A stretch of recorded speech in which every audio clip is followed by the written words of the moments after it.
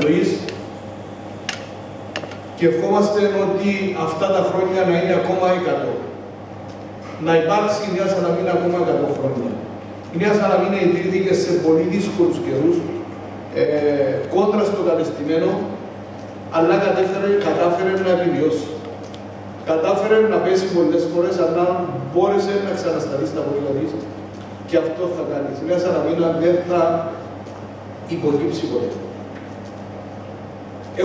Είχαμε σε αυτά τα 65 χρόνια μια ποδοσφαιρική ομάδα η οποία μπορεί να μην κατέκτησε πολλούς τίτλους, αλλά κατάφερε να είναι μια από τις 6-7 πιο δημοφιλείς ομάδες στην Κύπρο, μια ιστορική ομάδα η οποία σε κάποιες περιόδους έπαιξε εκπληκτικό ποδοσφαιρό και πέρασαν από αυτήν την ομάδα φανταστικοί ποδοσφαιριστές, οι οποίοι τίμησαν τη φανέλα της Νέας Σαλαμίνας.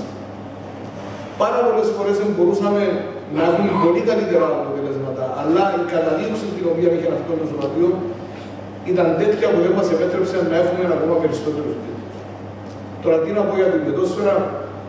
Η πεδόσφαιρα καταξιώθηκε στον κυπριακό χώρο, κατέκτησε πάμπολους τίτλους σε όλες τις κατηγορίες και δικαίως ονομάζεται η βασίλισσα της πεδόσφαιρας.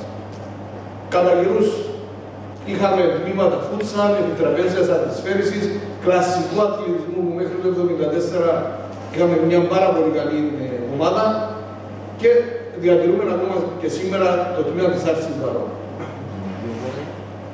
Είναι μες στην πεδόσφαιρα. Είναι το γυναικείο χώριο, είναι μες στην πεδόσφαιρα. Εύχομαι η Νέα Σαλαμίνα να συνεχίσει αυτές τις επιτυχίες.